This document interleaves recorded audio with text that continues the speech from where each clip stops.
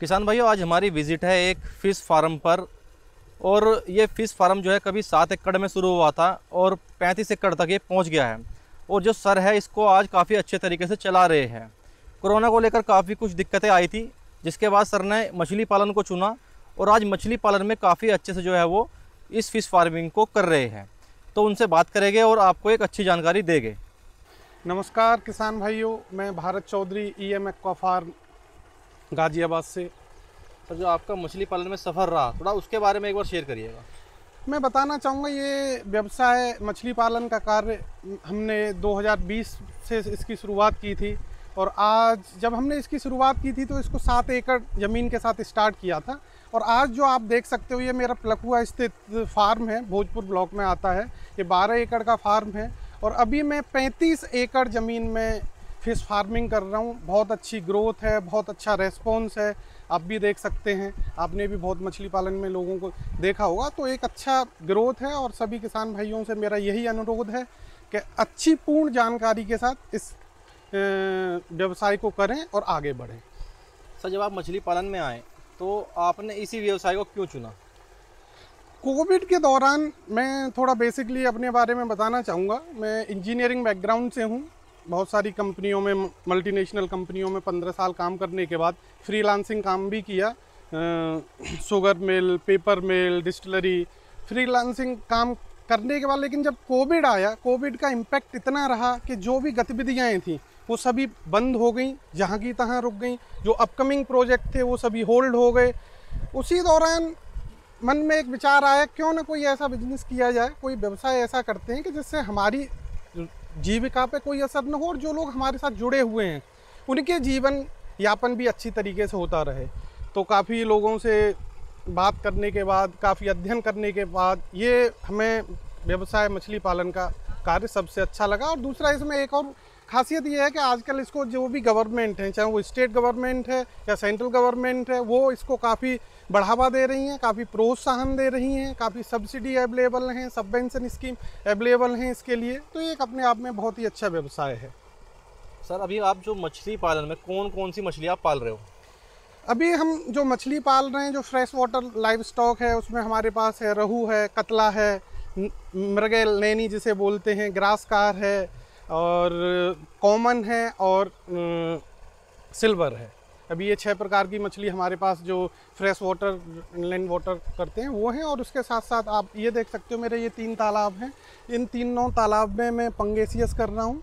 तकरीबन मेरे पास यहाँ पे 1 लाख से ज़्यादा पंगेसियस का स्टॉक है। और कुछ मेरा लास्ट ईयर भी मैंने पंगास ठंड के दिनों में प्रिजर्व किया था, सीड स्टॉक किया था, तो उसकी तो हार्वेस्टिंग भी स्टार्ट हो चुकी है। तकरीबन 30 क्विंटल के आसपास मेरा प्रोडक्शन ऑलरेडी हो चुका है। तो आपका टोटल साल का जो प्रोडक्शन है वो कितना रहता है? मेरा साल का प्रोडक्शन मान सकते हो तकरीबन 100 टन के आसपास मेरा पंगेसियस का प्रोडक्शन रहता है। और तकरीबन 70 to 75 टन मेरा IMC जो मछली है, इंडियन मेजर कार्प, उसका प्रोडक्शन रहता है। कल्चर आप एक लेते हो, 2 लेते हो इनके? कल्चर पंगास में हम, क्योंकि पंगास 5 से 6 महीने में पूरा हार्वेस्टिंग हो जाता है, लेकिन मौसम, वेदर कंडीशन की वजह से हम पूरा 2 साइकिल जैसे आंध्रा में कर पाते हैं, वो तो नहीं कर पाते। लेकिन हाँ, हम सीड को स्टॉक करके और अर्ली प्रोडक्शन ले लेते हैं उसका। जैसे सर आपने कहा कि आप IMC भी कर रहे हो, पंगेसियस भी, तो इन दोनों में आपको बेस्ट कौन सी मछली लगी है? दोनों ही कल्चर बहुत अच्छे हैं, लेकिन पंगेसियस थोड़ा सा एक एक्सपेंसिव वो है। आपको बहुत ज़्यादा पैसा खर्च करना पड़ेगा क्योंकि फीड उसका काफ़ी कॉस्टली आता है। मिनिमम उसकी जो रेंज 45 to 50 रुपीज़ kg रहता है। फिर दूसरा, उसका जो सीड मिलता है, सीड भी काफ़ी महंगा रहता है। आपका 6-7 रुपये के आसपास का पीस आता है 100 लाइन का। और ये अपने IMC में वो दिक्कत नहीं है। आप नर्सरी बना के यहाँ देख सकते हो, जैसे मैंने ये छोटा सा एक नर्सरी बनाया हुआ है, तो मेरा 1 इंची का मैं बच्चा सीड स्टॉक करता हूँ इसमें, IMC मछली का, रोहू कतला का। और फिर जब वो मेरा बड़ा हो जाता है 50 ग्राम के आसपास का, तो मैं बड़े तालाब में, जो आपके पीछे तालाब है, इसमें मैं इसको डाल देता हूँ। या जो दूसरे और भी मेरे जो 2 तालाब हैं, 2 फार्म और भी हैं, तो मैं वहाँ पर डालता हूँ। आपने बात करी फीड को लेकर, भाई फीड का थोड़ा कॉस्ट पड़ती है, तो आप जो फीड है वो फीड मैनेजमेंट क्या है, क्या क्या आप खिलाते हो? देखिए, एक तो फॉर्मुलेटेड फीड रहता है, जो कंपनियां जितनी भी हैं, जैसे अभी हम दयाल का फीड यूज़ करते हैं, तो ऑलरेडी बना हुआ, उसमें प्रोटीन और फैट का एक रेशियो रहता है, तो उसके हिसाब से है। तो वो और जो नॉर्मली हम दूसरा आईएमसी के लिए देते हैं, तो आईएमसी में अपना ये है कि खली है, राइस पॉलिश है, और काओ डंग वेस्ट जो रहता है, जो गोबर बोलते हैं, वो भी आप डाल सकते हैं, लेकिन कंट्रोल वे में। बेसिकली हमें आईएमसी के लिए फ्लॉक बनाना होता है, जो प्लैंकटन जो रहता है, जू प्लैंकटन, फाइटो प्लैंकटन, तो बेसिकली वो मछली का नेचुरल फूड है जो आईएमसी उसे खाती है। सर लोग कहते हैं कि भाई जो आईएमसी है वो राइस पॉलिश खली खा के बड़ी नहीं होती, तो इस पर क्या राय है आपकी? नहीं नहीं नहीं नहीं नहीं, बिल्कुल बड़ी होती है, लेकिन वो प्रोटीन परसेंटेज आप देखें ना कि आप जो राइस पॉलिश रहेगा तो वो डी ऑयल्ड रहेगा। एक तो उसमें फैट कंटेंट नहीं रहेगा, और दूसरा उसमें जो प्रोटीन कंटेंट रहेगा वो तकरीबन 13 से 14% रहेगा। और इन मछलियों को जो चाहिए वो हाई प्रोटीन सोर्स चाहिए, जो हमारा प्लैंकटन में मिलता है इनको। तो उसका एक यही है कि प्रोटीन कम रहता है तो ग्रोथ आता है। ये ऐसा नहीं आप बोल सकते ग्रोथ नहीं आता, ग्रोथ आता है, मछली बड़ी होती है। हम कर रहे हैं, खुद से कर रहे हैं। दोनों मछली का सर एक रेट क्या मिल रहा होगा मार्केट में? जैसे आईएमसी का रेट क्या केजी मिलता है और पंगेसियस का क्या रेट मिलता है? देखो, रेट आप एज ए फार्मर बात करेंगे तो बहुत डिफरेंट है, और आप एज ए रिटेलर लेने जाएंगे तो रेट, क्योंकि कई सारे स्टेप इन्वॉल्व हैं इसमें। तो फार्मर के लिए तो अभी मेरे फार्म से कोई भी मछली लेके आज की डेट में जा रहा है तो आधा किलो से बड़े का कोई भी साइज़ बड़े मछली है मेरी आईएमसी तो 120-125 है। अभी उसके लिए ये है कि जो लेके जाएगा उसका 20 से 25 रुपये उसका खर्चा है, फिर वो रिटेलर को देगा, तो ऐड ऑन होता जाएगा। तो जो मेरा रिटेलर जो लेगा उसके लिए कॉस्ट उसकी 200 प्लस हो जाएगी। लेकिन फार्म से जो आपकी आज की डेट में कॉस्ट मानेंगे पंगास की और उसकी, वो 120-125 रुपये के आराम से बिक जाती है, आराम लेके जाएगा खुद से। हाँ, खुद से लेके जाएगा, सभी उसी का खर्चा रहेगा, हमारा कोई खर्चा नहीं रहेगा। आपने बताया सर आपने 7 एकड़ से शुरू किया था ये? हाँ जी, 7 एकड़ से आपने शुरू किया और 35 एकड़ तक हाँ, पहुँच गए। तो जब 7 एकड़ से आपकी शुरुआत रही तो वहाँ पे आपका खर्चा कितना हो गया था इन्वेस्टमेंट? देखिए, मैंने जब शुरुआत की थी तो मेरे पास जो तालाब थे वो लीज पे लिए थे और खुदे हुए तालाब थे। तो मैंने उन्हें ड्रेन आउट किया। ड्रेन आउट करने के बाद उनका लेवलिंग कराया। तो मेरा 7 एकड़ में जो तकरीबन उस टाइम पे जो मेरा खर्चा आया था तकरीबन कोई एक 14 से 15 लाख रुपए के आसपास मेरा खर्चा था। और क्योंकि काम काफ़ी ज़्यादा था, उनको सुखाना, पानी निकालना, ये सभी चीज़ें थी, तो उसमें थोड़ा सा खर्चा हमारा ज़्यादा है। मान लीजिए सर अगर कोई 2 एकड़ से मछली पालन शुरू करता है किसान, तो वो कितनी पर एकड़ कमाई कितनी कर सकता है पंगेसियस पे या आईएमसी पे, दोनों का बताना। पंगेसियस की मैं बात करूं, 2 एकड़ में अगर आप कोई किसान भाई अगर पंगास करना चाह रहे हैं तो वो तकरीबन अपना 40 से 50 हज़ार तक का वो पंगास सीड स्टॉक कर सकते हैं। अब यहाँ पे जो कॉस्ट मिनिमाइज होने की करने की बात है वो है आपका फीड मैनेजमेंट।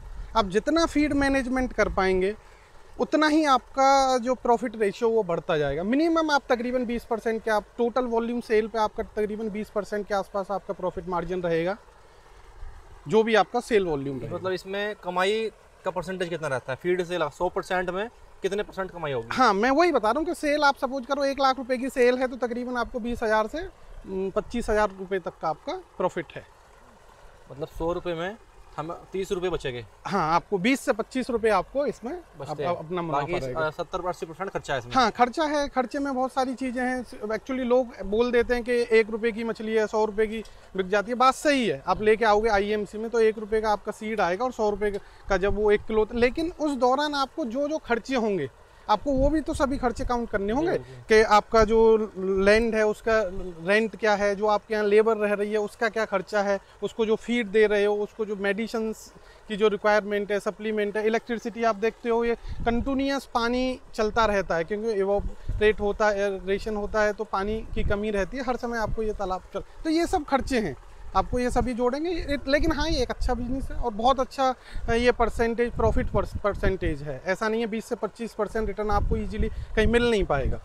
तो आना ही आना है। तो हाँ, आप 1 एकड़ में पंगेसियस कितनी डालते हो और आईएमसी कितनी डालते हो? 1 एकड़ में हम तकरीबन 20 से 25 हज़ार 100 लाइन का पंगेसियस स्टॉक करते हैं और ये ऑप्टिमम वैल्यू है। ज़्यादा स्टॉकिंग फिश आप ज़्यादा कर सकते हो, लेकिन ये इकोलॉजिकल सिस्टम को बैलेंस बनाए रखने के लिए सबसे बेस्ट क्वांटिटी है। 4 से 5 हज़ार पीसेज पर बीघा या 20 to 25 पर एकड़। अगर मैं बात आता हूँ आपके आईएमसी के लिए, तो आईएमसी में आपका ये रेशियो 1/4 1/5 हो जाएगा। जैसे मेरा 1 एकड़ में 4 से 5 हज़ार मैं आईएमसी स्टॉक करने की बात करूँगा, जो मेरी जहाँ फुल हार्वेस्टिंग के लिए, न कि एज ए नर्सरी जहाँ मुझे पूरा प्रोडक्शन लेना है उसके लिए इतना। आपने तालाब की लंबाई, चौड़ाई और गहराई कितनी रखी हुई है? देखो ये आप देख सकते हैं कि ये यहाँ पे जो तालाब है, लंबाई तो चौड़ाई आपके सामने है ही, लेकिन यहाँ पे जो गहराई है, मेरा पानी अभी तकरीबन 4.5-5 फुट के आसपास मेरा पानी रहता है। और जब मुझे हार्वेस्टिंग करानी होती है तो जहाँ ज़्यादा डीप वाटर, ये जैसे ये नर्सरी है इसमें पानी ज़्यादा हो जाता है तो थोड़ा मैं इस पानी बाहर निकलवा देता हूँ, फिर उसके बाद इजीली जाल लग जाता है। तो अब मेरा 4.5-5 फुट पानी बहुत अच्छा रहता है। मेरा सर आखिरी सवाल ये है कि मछली पालन में शुरुआत करते वक्त दिक्कतें कहाँ आती है और कौन कौन सी मुद्दे हैं, पॉइंट है जो दिक्कत बनती है? मछली पालन में जो दिक्कत है, एक तो आप बताएंगे जो ठंड के टाइम पे जो विंटर वेदर आता है, विंटर सीजन आता है, तो तब आपको थोड़ा सा एक एक्स्ट्रा प्रिकॉशन लेने की ज़रूरत है। थोड़ा आप भी बताना अपने बारे में कि मुझे ये दिक्कतें आई थी। हाँ, जिससे थोड़ा तजर्बा शेयर हो आपका। जैसे तो ठंड के दिनों में दिक्कतें आती हैं, उसमें मेरा जो गैसेस हैं वो बढ़ जाता है लेवल, और जो ऑक्सीजन का लेवल कम हो जाता है। फूड पॉन्ड में आपका इकोलॉजिकल सिस्टम थोड़ा डिस्टर्ब होता है ठंड के टाइम पे, क्योंकि फोटोसिंथेसिस भी रहता है, मछली खाना खाती नहीं है, तो उसका जो वेस्ट होता है फिर वो कन्वर्ट नहीं होता, तो अमोनिया लेवल बढ़ जाता है, तो मोर्टेलिटी आने लगती है, मछली धीरे धीरे मरने लगती है, या फिर उसको फंगल इन्फेक्शन भी होने लग जाता है उन सभी वजहों से। दूसरा दो तरह के, और एक और है जो मेजर है, जो मैंने गांव के तालाब में देखा है। मेरा एक गांव का तालाब है, तो उसमें मेरा 2 तरह का कीड़ा हो जाता है, सफ़ेद और लाल रंग का कीड़ा हो जाता है, जो मछली के गिल्स में जाके बैठ जाता है और अंततः मछली मेरी मरी जाती है उस कंडीशन में। तो हमें बड़ी बारीकी से चारों तरफ तालाब के देखना होता है, कहीं कोई कीड़ा तो नहीं बन रहा है, कोई कीड़ा तो डेवलप नहीं हो रहा है जो मेरी मछली को नुकसान पहुंचाता है। और बाकी बहुत ज़्यादा ऐसा कोई इसमें बीमारी या इस तरह का कोई वो नहीं है। आप बाकी बस पानी के पैरामीटर्स मेंटेन, पानी के जो भी पैरामीटर्स हैं, एक आप किट ले सकते हैं, फ्रेश वाटर टेस्टिंग किट आती है, जिसमें आप पीएच लेवल चेक कर सकते हैं, आप अमोनिया लेवल चेक कर सकते हैं, नाइट्राइट चेक कर सकते हैं, और ऐसे ही डिजॉल्व ऑक्सीजन का लेवल चेक कर सकते हैं। तो वो तो आपको वीकली या बाई वीकली आपको चेक करना होता है, तो उससे आपको खुद को सेटिस्फेक्शन रहेगा कि मेरा पानी की क्वालिटी अच्छी है और मेरी मछली भी स्वस्थ है। इसके अलावा कोई अगर किसान आपसे सीखना चाहे, जानकारी लेना चाहे, तो उसका क्या कुछ है आपके पास? हाँ, बिल्कुल। हमारा एक 2 डेज ट्रेनिंग प्रोग्राम है, जिसमें पहले दिन थ्योरेटिकल क्लास रहेगी, और जो हमारी क्लास को कंडक्ट करेंगे वो बहुत ही highly experience, he is having around 35 years of experience in fishery. He also hold this मतलब PhD डिग्री इन जूलॉजी, और वो रिटायर्ड हैं, आपका डॉक्टर बानाजी रिटायर्ड हैं यूपी फिशरी डिपार्टमेंट से एज ए असिस्टेंट डायरेक्टर। तो एक अच्छा करिकुलम है, 2 दिन का अच्छा प्रोग्राम है। और आप, मैं सभी किसान भाइयों से ये भी कहना चाहूँगा, किसी भी तरह की किसी भी परेशानी के लिए वो हमें कभी भी EM एक्वा फार्म में कभी भी फ़ोन करके और कोई भी जानकारी ले सकते हैं, चाहे वो फीड से रिलेटेड हो, सीड से रिलेटेड हो, मछली पालन से रिलेटेड हो। उसके लिए कोई भी ऐसा कोई चार्जेस नहीं है, वो फ्री ऑफ कॉस्ट है जो भी इन्फॉर्मेशन चाहिए। और मैं चाहूँगा ज़्यादा से ज़्यादा लोग जुड़ें, और जैसे हमारे प्रधानमंत्री जी का जो सपना है वो भी साकार हो रहा है कि हमारे मत्स्य पालक भी आगे बढ़ रहे हैं और एक अच्छी ग्रोथ पा रहे हैं। दोस्तों, इस वीडियो को बाकी किसानों को भी शेयर करें और चैनल को सब्सक्राइब जरूर करें। इसके अलावा अगर आपका कोई भी सवाल है तो वीडियो में मैंने नंबर दिया हुआ है, आप कॉल करके जानकारी ले सकते हैं।